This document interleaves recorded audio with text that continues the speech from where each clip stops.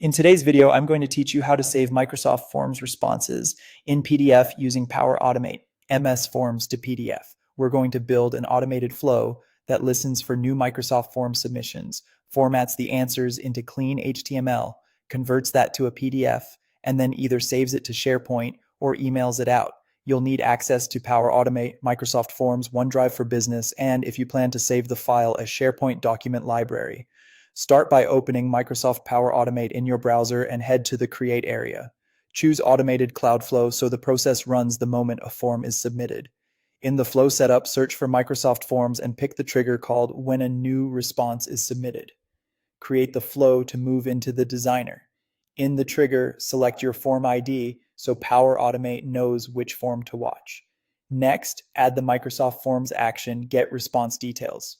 Choose the same form ID, and for the response ID, use the dynamic value that comes from the trigger. This pulls all the answers and metadata you'll need for the document. Now, format those answers into a presentable layout.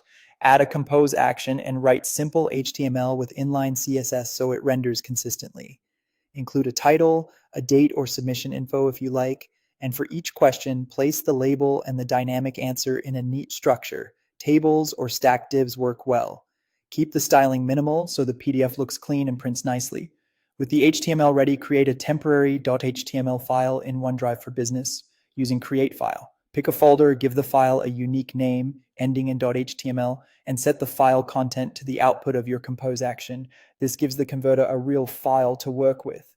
Convert that file to PDF using OneDrive for Business Convert File.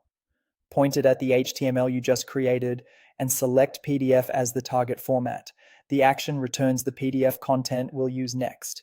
Decide how you want to deliver the document. To save it, use SharePoint's Create File, select your site and document library, set a .pdf file name, and pass in the PDF content from the convert step. To send it by email, add the Outlook Send an Email V2 action, fill in the recipient's subject and body, and attach the file using the PDF name and content from the conversion. You can use both options if you need a saved copy and a notification. Finally, clean up by deleting the temporary HTML file from OneDrive with the delete file action. This keeps storage tidy and avoids clutter. That's it. New form submissions will now automatically generate polished PDFs that are saved or sent for you.